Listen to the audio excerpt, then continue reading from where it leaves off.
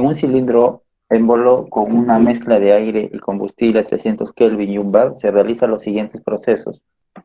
Compresión reversible adiabática hasta 5 litros por mol. Luego la mezcla comprimida explota instantáneamente, es decir, que el volumen no cambia, y la mezcla resultante alcanza una presión de 15 bar. Luego se produce una expansión reversible adiabática de los gases de la combustión hasta el volumen inicial. Finalmente se realiza un enfriamiento isocórico hasta su condición inicial. Considerar la mezcla antes y después de la combustión como un gas que sigue el modelo de Penn-Robinson. Esas son las constantes para el modelo de Penn-Robinson.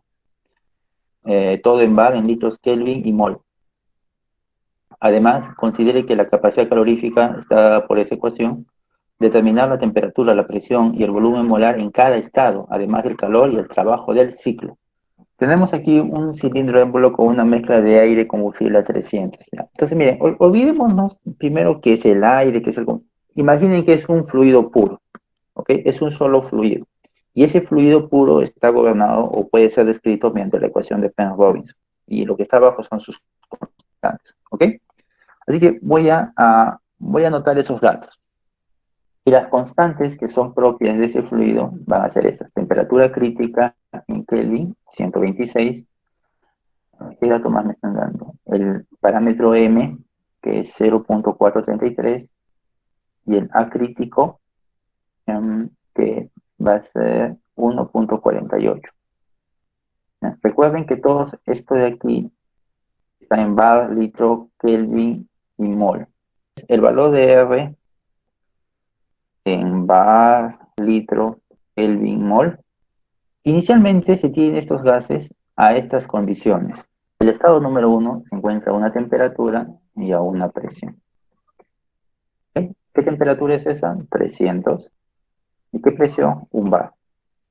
Este fluido pasa por los siguientes procesos. Aquí voy a poner proceso.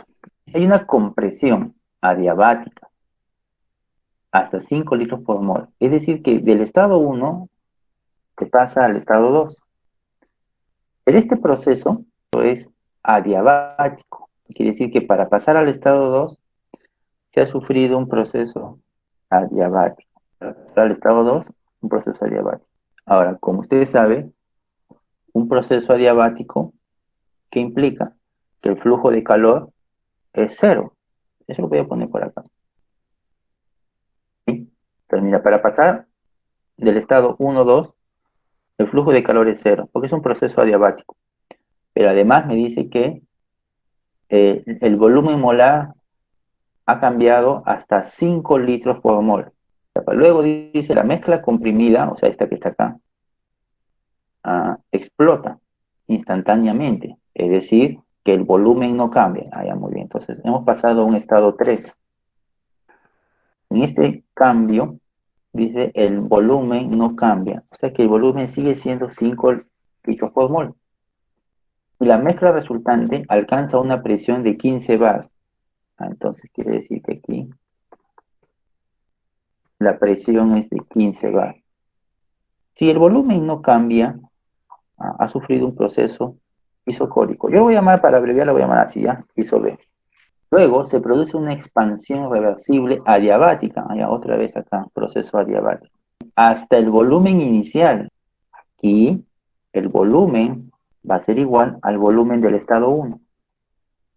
No sabemos cuánto es. Hasta el volumen del estado 1. Finalmente, se realiza, acá hay otro cambio. Vamos a otro estado. Y finalmente se realiza un enfriamiento isocórico, que hasta su condición inicial. O sea que aquí va a haber un enfriamiento isocórico hasta que regresemos a la condición inicial. ¿Y cuál es la condición inicial? Es el estado 1. ¿Y el estado 1 qué características tiene? Su temperatura es 300 y su presión es 1 bar. Determinar la temperatura, la presión y el volumen de cada estado, ya es lo que acá falta completar.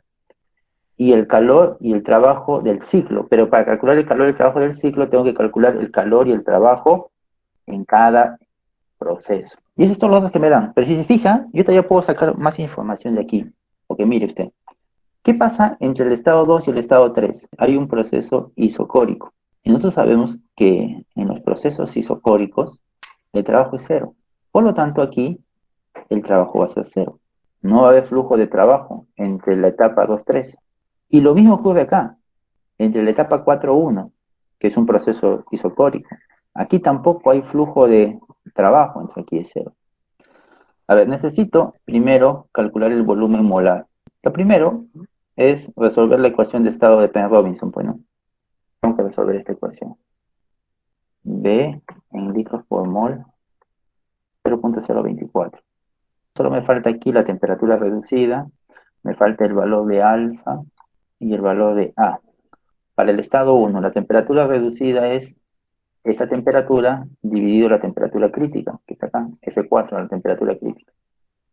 El valor de alfa es paréntesis 1 más M está aquí, F4, por paréntesis 1 menos la raíz cuadrada de la temperatura reducida, cierro la raíz, cierro la resta, cierro todo, cuadrado. Aquí está el valor de M, a ver, vamos a ver. Y el valor de A es igual al valor de alfa por el valor de A crítico que está acá arriba, A crítico, F4. Este es el valor de A. Bueno, acá B, ¿cuánto vale B? Acá arriba está, ¿no? Ya tengo A, ya tengo B. Ahora voy a calcular el volumen molar. Hay un complemento para calcular el volumen molar. Dice, ¿no? Penn Robinson, guión bajo volumen, abro paréntesis. Para calcular el volumen molar hay dos opciones. Una es usando la temperatura crítica, la presión crítica, el factor acéntrico, cosa que no tenemos aquí. Y la otra es utilizando solamente el parámetro A y B, que sí lo tengo. Entonces, eso es lo que voy a hacer. Entonces, primero necesito la temperatura, coma, la presión, coma, y el parámetro A y B que está aquí. Selecciono los dos parámetros, A y B, coma, y le pongo la opción 1, que es para calcular el volumen molar solamente utilizando el parámetro A y B. Cierro paréntesis, enter. Ahí está, 2493.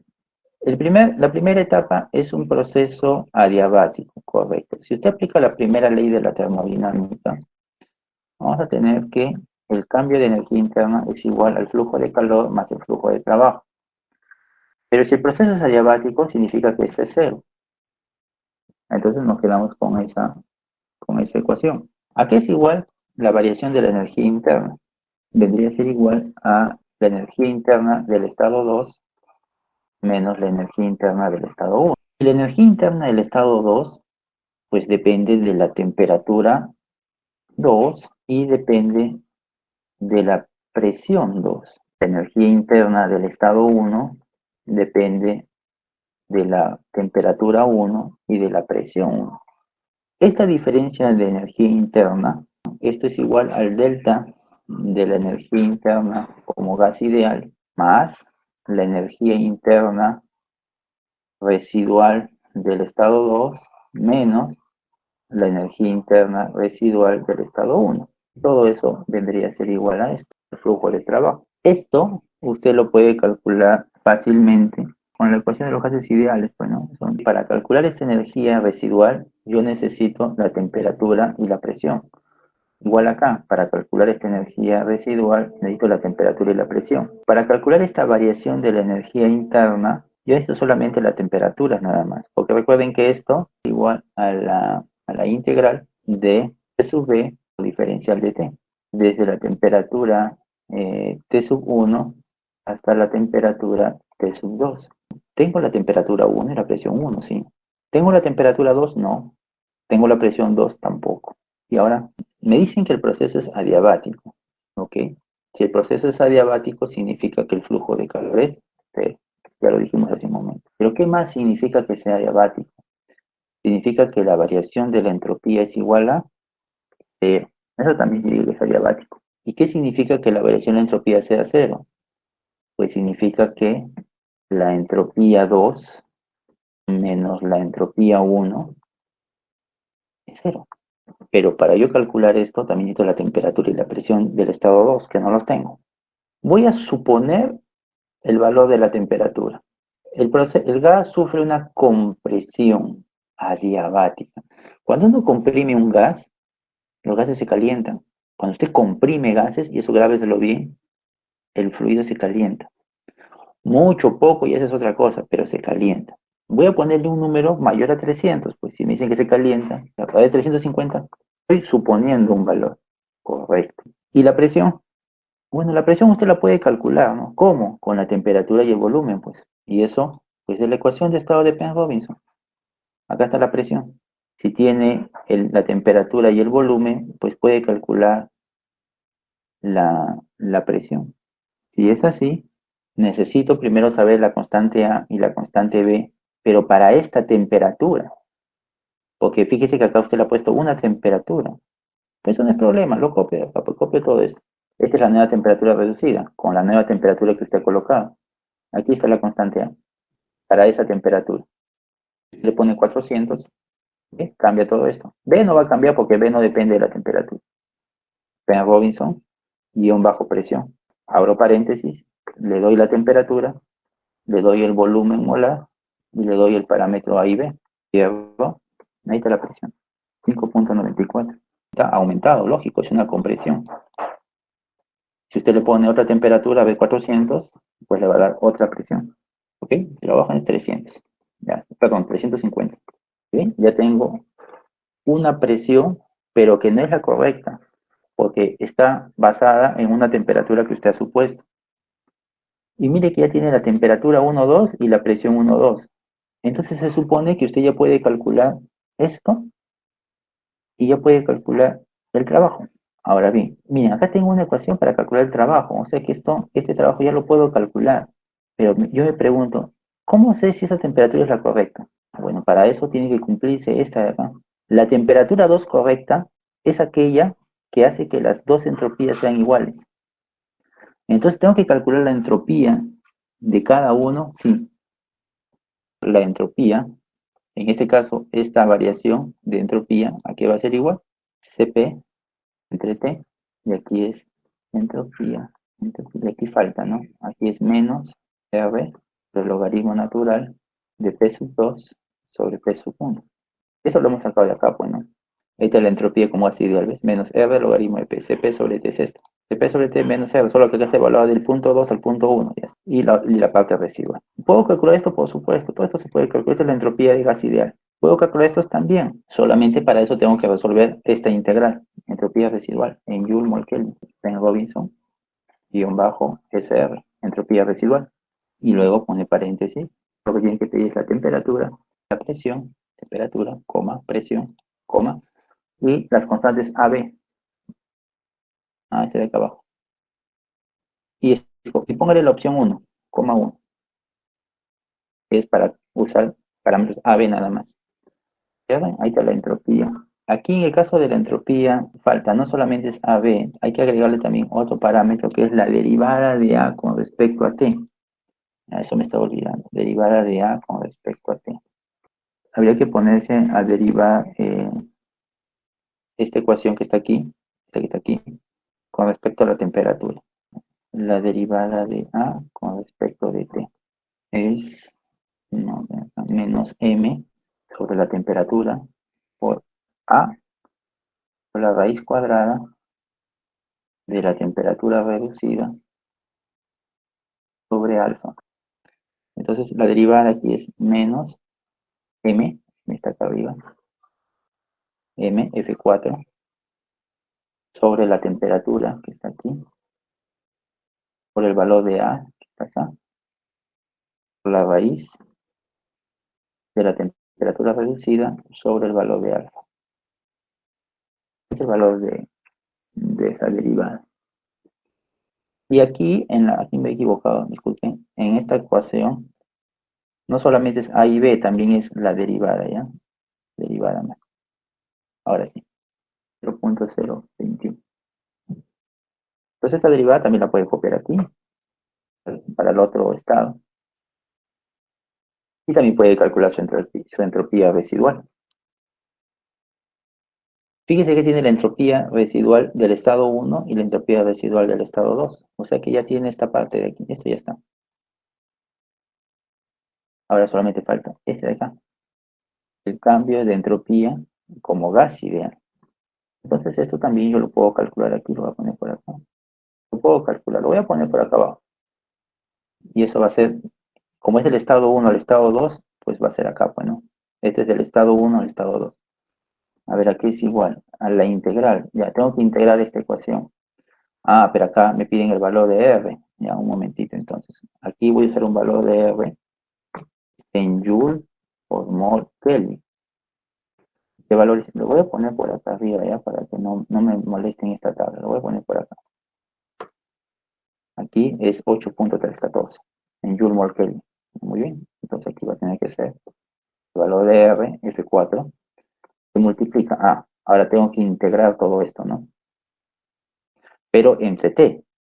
Entonces vendría a ser 3.28 por el logaritmo natural de la temperatura 2 entre la temperatura 1. Estoy integrando esto, más 5.93 por 10 a la menos 4. O recuerden que acá al dividirse entre t, se cancela este t y la integral solamente sería la diferencia de temperaturas. Más 4 por 10 al cubo. Aquí es entre t al cuadrado, pero entre un t más sería entre t al cubo. O sea, sería t a la menos 3. Si es t a la menos 3, la integral es t a la menos 2 entre menos 2. Por lo tanto, aquí tendría que ser menos, voy a borrar, menos entre 2 por paréntesis eh, t a la menos 2, o sea, 1 sobre t2 al cuadrado menos 1 sobre t1 al cuadrado. Y listo. ¿Qué más? Menos el valor de r, 4, por el logaritmo natural de las presiones. La presión 2 y tengo mi variación de entropía como gas ideal. Ahora sí, entonces ya puedo calcular la variación de la... Voy a insertar una fila. Voy a calcular la variación. Vamos a verificar si sale cero. Voy a calcular acá la variación de la entropía. Será igual.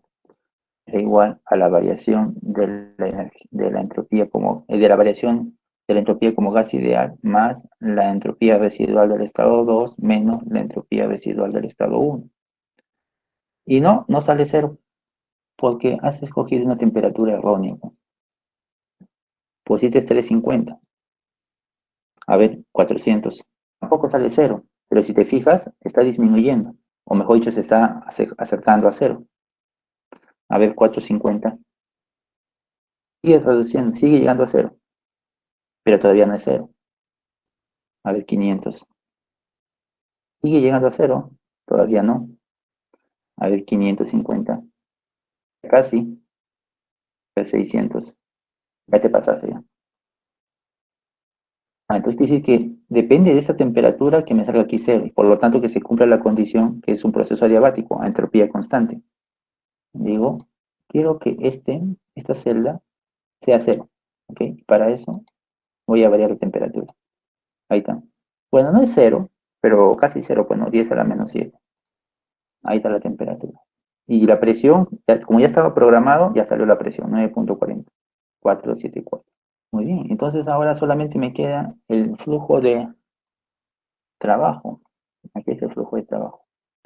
¿Y qué necesito? Las energías internas residuales y esta integral. Pero a mí no me dan el C sub B, solo me dan el C sub P. No importa.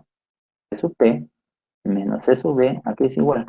C sub B es igual a C sub P menos R. Y como usted tiene la ecuación para C sub P, ya tiene la ecuación para C sub B también. Entonces es lo que voy a hacer. Pero primero necesito calcular esas energías internas residuales. Energía interna residual. Para eso tengo que resolver las integrales. Pero también hay un comando aquí para calcular energía interna residual. Y solo tengo que colocarle la temperatura, la presión y el parámetro A y B más la derivada de A y B. Entonces, esos tres. Y luego, coma, opción 1. ¿Ya? Porque la opción 0 es usando la temperatura crítica, la presión crítica. Bien, cierro. Y puedo también tener la energía interna residual del estado 2. Solo me falta este. Bueno, este que está aquí, ya dijimos que es esto. Por lo tanto, yo lo puedo escribir así, mira. El CP que tenemos aquí es el R, que multiplica a 3.28 más 5.93 y así continúa, ¿no? No voy a escribir todo. Entonces yo puedo decir que el C sub B se repasa para acá y aquí sería 3.28 menos 1, bueno. Y acá sería 5.93 por 10 a la menos 4, la temperatura y así continúa, ¿no? Más y todo lo demás. Aquí tengo una nueva constante, ¿no? 2.28 sería, ¿no? Para el caso del C sub B. Voy a insertar aquí dos líneas más para calcular la variación de la energía interna como gas ideal. Entonces vendría a ser igual a el valor de R, 8.314 F4, que multiplica, paréntesis, 2.28, ya dijimos por qué, no 3 sino 2, por la diferencia de temperaturas, T2 menos T1, cierro, más 5.93 por 10 a la menos 4, entre 2 por, paréntesis, T2 cuadrado, menos T1 cuadrado, cierro. Ahora el otro, este vendría a ser negativo, ¿no? Menos 4 por 10 al cubo por, paréntesis, 1 entre 2 menos 1 entre T1. Y listo. Y ahí tendría la energía interna como gas ideal. Todo esto que queremos hacer viene de aquí. Quiere decir que todo esto es la variación de la energía interna. Entonces lo voy a aprovechar para copiarlo de una vez. Es igual eso a la variación de la energía interna como gas ideal más la energía interna residual del estado 2 menos la energía interna residual del estado 1. Y este delta U es el trabajo. Este es el trabajo. Listo, ya tengo el trabajo de la primera etapa. 1, 2. Tengo el flujo de calor que es 0 porque es adiabático y el trabajo aplicado al sistema. Positivo. Significa que el sistema está recibiendo energía en forma de trabajo. Lógico porque se está comprimiendo. Ahora vamos por el segundo. Como usted tiene la presión y tiene el volumen, podría usted calcular la temperatura con la ecuación de Penn-Robinson. Tiene la presión, tiene esta presión, tiene el volumen, tiene este volumen. Entonces puede calcular la temperatura. Pero la temperatura también está metida aquí en el parámetro A. Ah, sí, tienes razón. Está metida ahí.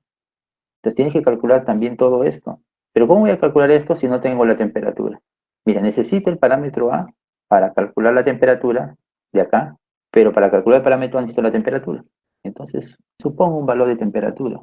Le voy a poner un número parecido. A ver, 580. Ya, tengo la temperatura. Ya, muy bien. ¿Y ahora qué vas a hacer con esto? Ya puedes calcular esto, pues. Correcto. Ya tengo el parámetro A y el parámetro B. Ya, muy bien. Y ahora ¿cómo despejo? No despejes, simplemente calcula la presión. Pero ¿cómo va a calcular la presión? Si la presión ya la tengo aquí.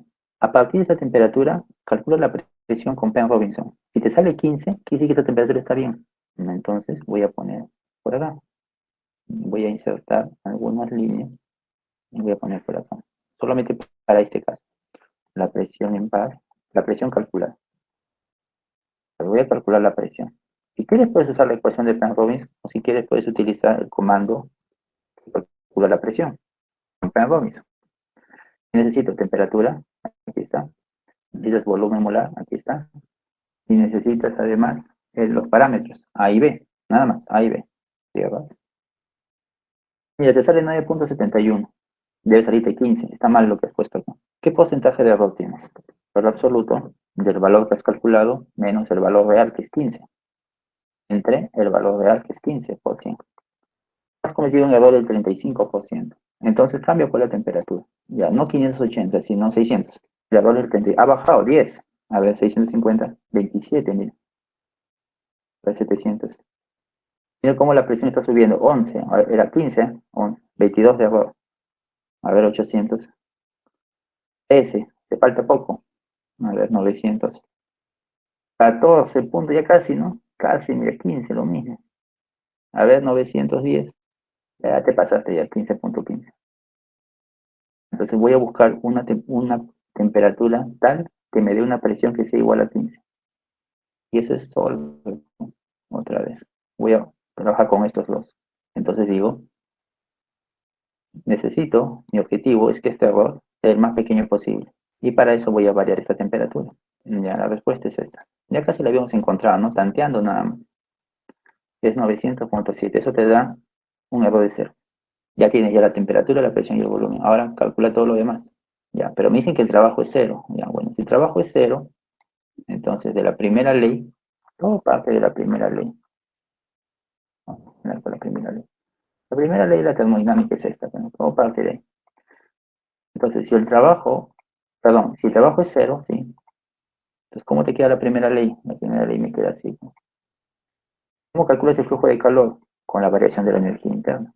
Entonces, el flujo de calor lo vas a calcular con la variación de la energía interna, con este de acá, sí, con este. ¿Y qué necesitas para eso? Para la variación de la energía interna, aquí está, esta es la variación de la energía interna, pero como gas ideal, pero en este caso ya no va a ser 2, pues no va a ser 3 y va a ser 2, ¿no? Porque han cambiado el estado. Entonces tienes que volver a calcular estas, pues, para el estado 3. La variación de la energía interna como gas ideal, aquí también está, lo copio nomás, pues si lo has programado bien, ahora te está jalando la temperatura y si la temperatura 2, ¿sí? Por lo tanto, el flujo de calor va a ser este, pues, que tienes el flujo de calor. Aquí me están dando el volumen, que es igual al volumen inicial, dicen. Me dicen que el flujo de calor. Si se dan cuenta, igual que cuando estábamos haciendo esto, es lo mismo. Voy a suponer una temperatura. A ver, dice que luego se produce una expansión. Si la compresión origina aumento de temperatura, la expansión, o sea que es reducir la presión, pues va a aumentar un descenso en la temperatura. Ya, no 900, a ver, 800. Voy a probar con 800. ¿Y recuerdan qué fue lo que hice aquí? Calculé primero la presión. Ya, entonces uso esto mismo, ¿no? Pero antes necesito calcular estos parámetros. Entonces, como ya tengo acá la temperatura que he asumido 800, voy a copiarme todo esto, ¿sí? Para esta temperatura 800. Ahora sí calculo la presión. Ahí está la presión. La presión con este volumen. Con este volumen. Bueno, muy bien, ya tengo la presión que sale de esta temperatura que estoy asumiendo. Ya, luego, ¿qué hice? Luego hice es verificar que la entropía, la variación de entropía salga a cero, este de aquí. ¿Y cómo hago eso? Tengo que calcular las entropías residuales y la variación de entropía como gas ideal. Ya, entonces eso lo puedo copiar. Aquí y aquí también. Y esto de aquí, bueno, lo copio por acá. ¿Ves? Me está jalando esto de aquí. Ya, muy bien. Y este también. Esto lo está jalando a este y a estos dos. Tengo que buscar una temperatura tal que esto salga a cero. A ver, 800 no funcionó. 700, está bajando. 600, sigue bajando. 500, ya está casi, ¿no? Resolver entonces. Voy acá. Mi objetivo es que esto salga cero. Para ello voy a variar esta temperatura. ¿Listo? Bueno, ya casi cero, bueno. Ahí está la temperatura, 495. Muy bien. Ya tengo esto. Ahora sí. ¿Qué tengo que hacer? Calcular la variación de la energía interna. Ya eso, para eso necesito las energías internas residuales. Ahí está. El estado 4 es esta. Y la variación de la energía interna como gas ideal, aquí está.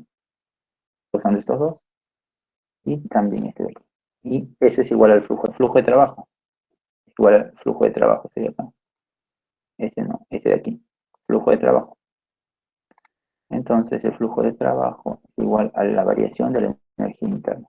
Ya tengo este de aquí. Y finalmente, un proceso isocórico. Por lo tanto, si se dan cuenta, es igual que este. Pero aquí está más fácil porque aquí ya tengo ya los datos, ¿no? Ya sé que es 300, es 1 y es 24. Y que eso ya lo tengo. Lo único que tengo que calcular es el flujo de calor. Y el flujo de calor lo voy a calcular a partir de la variación de la energía interna. Y para eso necesito todo esto. Entonces, aquí también necesito la variación de la energía interna residual. Es que no he calculado esto de aquí. No tengo que calcular esto de aquí. Ahora sí. Ahí está. La variación de la energía interna residual y la variación de la energía interna como gas ideal. Aquí está. Este también. Y por lo tanto, este va a ser igual a la variación de la energía interna. Ya tengo los estados termodinámicos de los 4 estados por los que ha pasado el fluido. Temperatura, presión, volumen molar. Tengo el flujo de calor de cada uno de los procesos. Adiabático, isocórico, adiabático, isocórico. Tengo el flujo de trabajo de cada uno de los procesos. 1, 2, 2, 3, 3, 4, 4, 1. Pero me están pidiendo el flujo de calor y de trabajo, pero de todo el ciclo. Bueno, el flujo de calor de todo el ciclo no es otra cosa más que la suma, bueno, Lo voy a colocar por acá. Para el ciclo solamente tengo que sumar estos flujos de calor. Para el caso del trabajo igual, sumo. Como era de esperarse, tienen que salir iguales, pero de signo cambiado. Magnitud igual, pero de diferente signo. ¿Por qué? Porque en un ciclo, el estado inicial es 1 y el estado final es 1. ¿Eso qué significa? Que la variación de la energía interna del ciclo es cero, porque va a ser U1 menos U1. Eso es cero. Y si este es cero, estos dos tienen la misma magnitud, pero de signo cambiado. Aquí está. Y si no, lo puede verificar. Si usted desea, lo puede verificar aquí. Aquí está la variación de la energía interna. Este es de la etapa 1-2, de la etapa 3-2, 4-3 y 1-4. Pero si lo sumo, debe darme cero. ¿Por qué? Porque la variación de la energía interna de todo el ciclo es cero. Y aquí está mi respuesta.